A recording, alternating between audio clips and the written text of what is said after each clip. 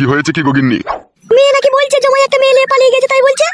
তাই নাকি ভুদা? ভালো করে জিজ্ঞেস করো গো। কি কি হয়েছে বল তো মা, ভালো করে বল। কাজ কর মা, ফোনে ফোনে সব কথা বলা সম্ভব নয়। তুই যেখানেই আছিস, যেভাবে আছিস, আমার বাড়ি আয় একবার তাড়াতাড়ি করে। ঠিক আছে রে মা, তুই একটু অপেক্ষা কর, আমি এই মুহূর্তে বাড়ি থেকে তোর বাবা আর আমি বেরিয়ে চললাম। আচ্ছা ঠিক আছে, তুই তাড়াতাড়ি চলে আয়, আমি ফোন রাখলাম। হয়েছে কি গগিন্নি? একটু ভালো করে খুলে বলো না মারা, সব সময় অত পেঁচাল করো কেন তুমি? তুই জমাই ফাটা কুকুর বেটা কোথাকার কোন একটা সতীনকে নিয়ে পালিয়ে গেছে, আমার মেয়েকে ঘরে রেখে দিয়ে। আরে সর্বনাশ, এই খানকি ছেলে কি কাজ করেছে বলো দেখিনি। তাহলে এখন কি করবে গিন্নি ভাবছো? তুমি এক কাজ করো, এই মুহূর্তে এখনই আমার সাথে চলো, এখনই ট্রেন আছে, ট্রেনে গেলেই আমি তাড়াতাড়ি করে চলে যেতে পারবো। ঠিক আছে লাউড়া, চলো।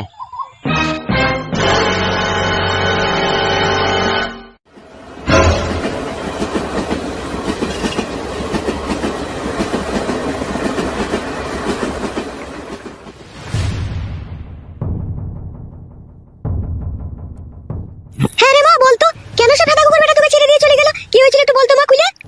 মারে, তোর বাড়ি থেকে যখন আমি সোনার জিনিস দুটো নিয়ে এলাম, তখন ও বাড়ি এসে ও বাড়িতেই বসেছিল। আমি আসা মাত্রই আমাকে বললো, জিনিস নিয়ে এসেছিস? আমি বললাম হ্যাঁ নিয়ে এসেছি। তো ও তখন বললো, ওই জিনিসটা আমার হাতে দে। আমি ওর হাতে জিনিসটা দিয়ে দিলাম। তারপরে ও আমাকে বললো, আমি এই জিনিসটাকে দিয়ে বন্দুক দিয়ে ছাগল নিয়ে আসবো।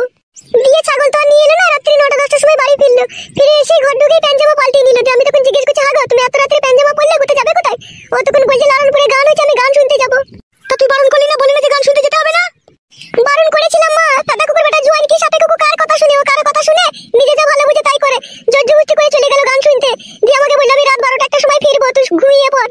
আর আমি যখন ঘরে ফিরবো তখন তুই দরজা খটাস খটাস করবি, বাড়ি মারবো, তুই তখন উঠে দরজা খুলবি। ফাটা কুকুর বেটা রাত ফুরিয়ে সকাল হয়ে গেল, তাও বাড়ি এলো না। তখন আমি অনেক চিন্তা করি, তখন আর কিছু বুঝতে পারলাম না। বুঝতে না পারার কারণে আমি গেলাম ওর বন্ধুর কাছে। ওর বন্ধুকে জিজ্ঞেস করতেই আমাকে সমস্ত কথা খুলে বললো। কি কথা খুলে বললো? ওর বন্ধুটা বললো যে তোমার স্বামী একটা মেয়ের সাথে ভাব ভালোবাসা করেছে, দিলীপ বলে একটা লোক তার বউয়ের সাথে ভাব করেছে। সেই মেয়েটাকে নিয়ে যত সম্ভব আমার মন বলছে পালিয়ে গিয়েছে। শালা বৈদ্য কত বড় খানকি ছেলে বলা যায়, দেখো দেখিনি। তাহলে ওকে হ্যাঁ গো বুড়ো চোদা মিনছে, তাহলে এখন কি করবে বলো?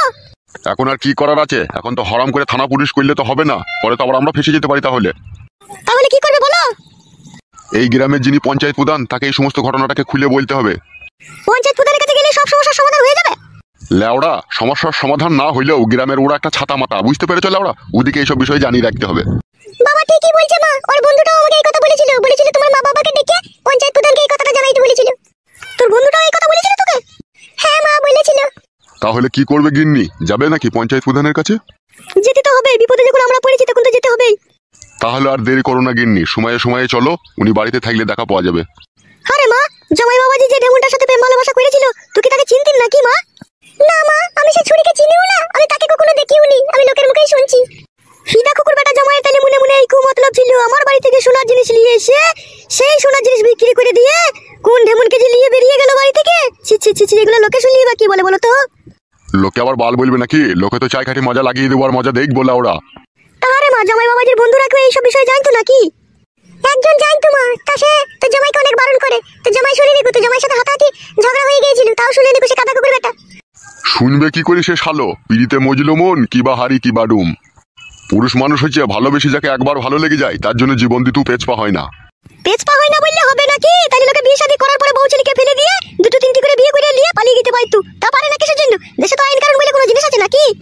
ও আইন কাদা এখন পচা সবজির মতো পাল্লা দরে বিক্রি হয়ে গেছে, 25 টাকা 30 টাকা কেজি। যার কাছে টাকা থাকবে, যার কাছে পাওয়ার থাকবে, তার দিকে আইন থাকবে লাউড়া। আমরা গরিব মানুষ, আমাদের কাছে সততার কোনো মূল্য নেই, আর সত্যর কোনো বিচার নেই। কোফাদা বেশ ঠিক আছে, চলো একবার পঞ্চায়েত প্রধানের কাছে চলো, উনি কি বলে একবার দেখা যাক, চলো। এসো।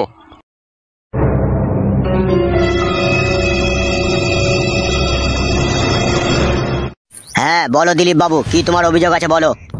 প্রধান সাহেব, আমি আপনার কাছে বড় দুঃখের খবর নিয়ে এসেছি। দিলীপ বাবু, কি দুঃখের খবর নিয়ে এসেছো বলো, নির্ভয়ে প্রাণ খুলে বলো তুমি আমার সামনে। প্রধান সাহেব, আমরা গরিব অসহায় বলে আমাদের ঘরের বউদের ইজ্জতের কি কোনো দাম নেই? দিলীপ বাবু, বেশি ভনিতা না করে কি হয়েছে একটু খোলাখুলি বলো। প্রধান সাহেব, রাতের অন্ধকারে একজন 22-23 বছরকার যুবক আমার বউকে ভুলিয়ে ফাঁসিয়ে নিয়ে চলে গিয়েছে।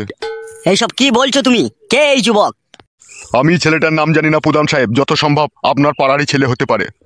পাঁচু। জি হুজুর, বলুন।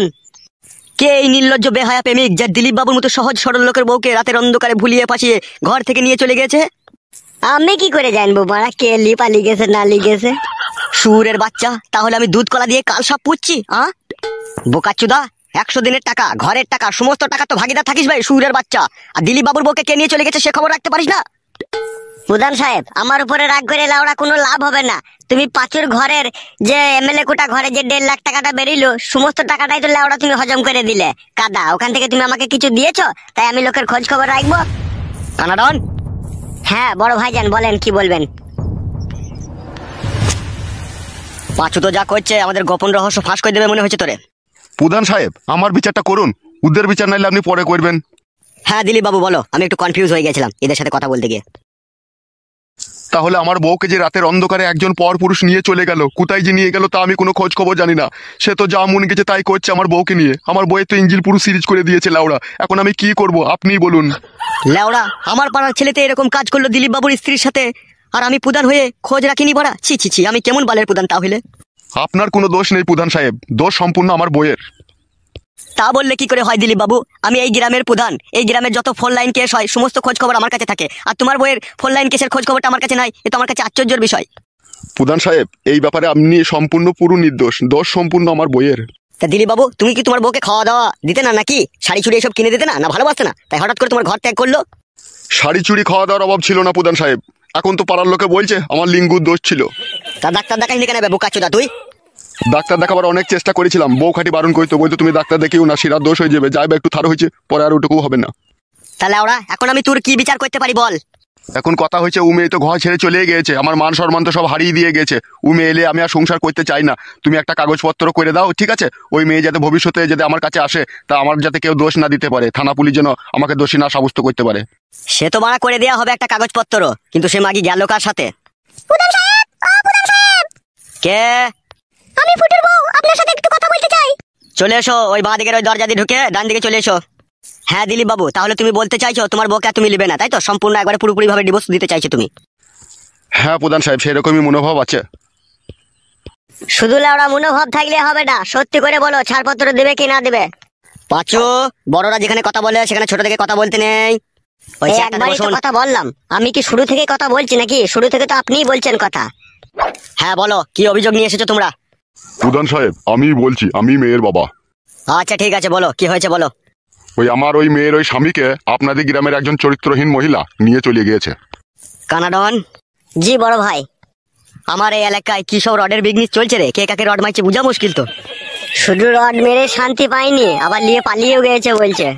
তোকে আমি কথা বলতে বলেছি, তোকে চুপতে বলিনি আমি। বেশ লেওড়া, আজকের পর থেকে আমি বুবা হয়ে গেলাম, কোনোদিনও কোনো বিষয়ে আর কথা বলবো না, যা বলবে তুমি। তা আপনার জামাইকে কে নিয়ে গেছে জানো নাকি?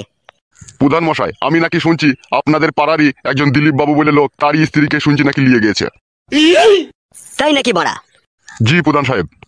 দিলীপ বাবু, হয় দিলীপ বাবু, হ্যাঁ বলো প্রধান সাহেব। তাহলে কি তোমারই বউকে এই যিনি কথা বলছেন ইনার জামাইকে নিয়ে চলে গেছে নাকি?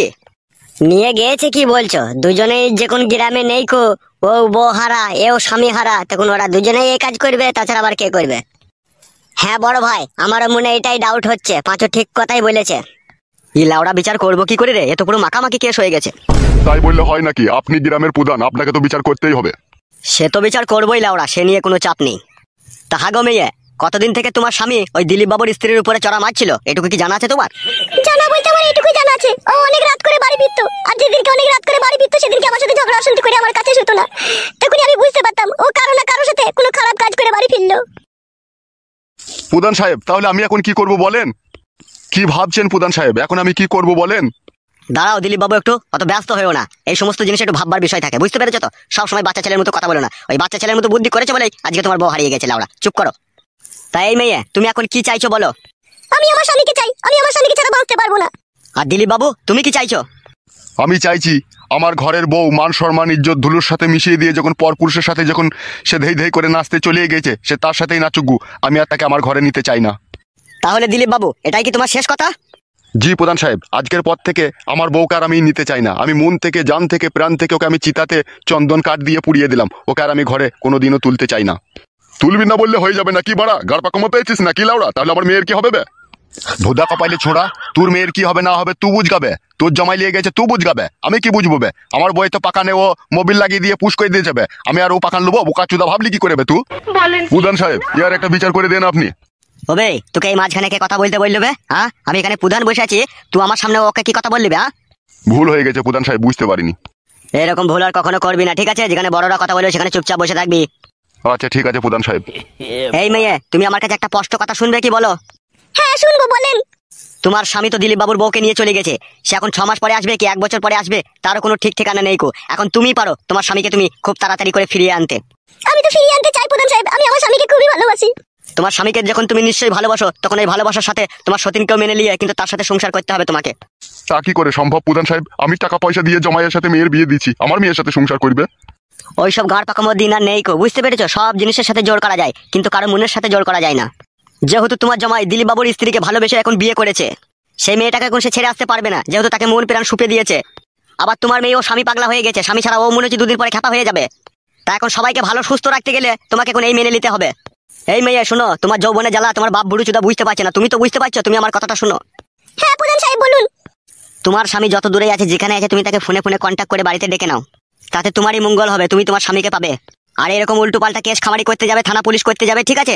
চোখের জলে বুক ভাসবে, কোনো কাজ হবে না। তুমি যখন তোমার স্বামীকে ভালোবাসো, তখন তোমার স্বামীর ভালোবাসাটাও মেনে নাও। আর একটা কথা মনে রেখে দিও, ভগবানের হচ্ছে সূক্ষ্ম বিচার। আমাদের মতো কিছু উল্টো পাল্টা ভুল ভাল প্রধানের বিচার মানতে এসো না, ঠিক আছে? তাতে চোখের জলে বুক ভাসবে, কষ্টই পাবে সারা জীবন। ভগবানের প্রতি বিশ্বাস রাখো আর নিজের ভালোবাসার প্রতি বিশ্বাস রাখো। অন্তরঙ্গ যদি তোমার সাথে তোমার ভালোবাসার সম্পর্ক থাকে তোমার স্বামীর, ঠিকই তোমাকে সে আপন করে নিবে। মানুষের মন একটাই থাকে, ওই মনে যদি তোমার জায়গা থাকে, ঠিক আছে, কখনোই দিলীপ বাবুর বউ সেখানে থান পাবে না। দিলীপ বাবুর বউ যদি পাপ করে থাকে, তোমার সংসার যদি সে ভাঙতে চায়, সে নিজের পাপের আগুনে পুড়ে ছাই হয়ে যাবে একদিন। তাই যা বললাম, যদি স্বামীকে পেতে চাও, তাহলে স্বামী তোমার যেখানে আছে ফোন করে ডেকে নাও, আর সুস্থভাবে সফলভাবে তোমার এই সতীনকে মেনে নিয়ে সংসার করো। মনের ভেতরে ধৈর্য আর সহ্য রাখো, সব একদিন বিলীন হয়ে যাবে। তোমার সতীন কোথায় চলে যাবে কোনো ঠিক ঠিকানা থাকবে না। যেহেতু শেষ চরিত্রহীন, সে নিজের স্বামীর ভালোবাসা যখন বুঝতে পারেনি, তখন পরের স্বামীর মন কি করে ভরাবে সে? সে মহিলার ওই লোকের মন ভরাতে ভরাতেই জীবন যাবে, সুখের ঠিকানা সে কোনোদিনও পাবে না। তুমি সবুর করে ধৈর্য ধরে থাকো, তোমার স্বামী তোমার পা হাত পা টিপে তোমাকেই ভালোবেসে আপন করে বুকে জড়িয়ে নেবে। ঠিক আছে প্রধান সাহেব, আপনার এই ভালো মনের ভালো কথা আমার পুরোপুরি ভাবে অন্তরে গেঁথে গেল। আপনার কথা অনুযায়ী আমি চলবো। আজকেই বাড়ি গিয়ে আমার স্বামীকে আমি ডেকে নেবো, আর আমার স্বামী যেইভাবে চলতে চাই আমি তাকে সেইভাবেই চলতে দেবো। বাহ বাহ বাহ বাহ, এই হচ্ছে একটা জ্ঞানী গুণী মেয়ের কথা। তাহলে প্রধান সাহেব আমার কি হবে? তুই বাড়া ঘুরো, তোর বিচার হয়ে গেছে, যা পালা, তোকে আর বউ নিতে হবে না, এর কপালে চুদা বেরো। এই যে জামাইয়ের শ্বশুর, আপনাকে বলছি। জি প্রধান সাহেব বলেন।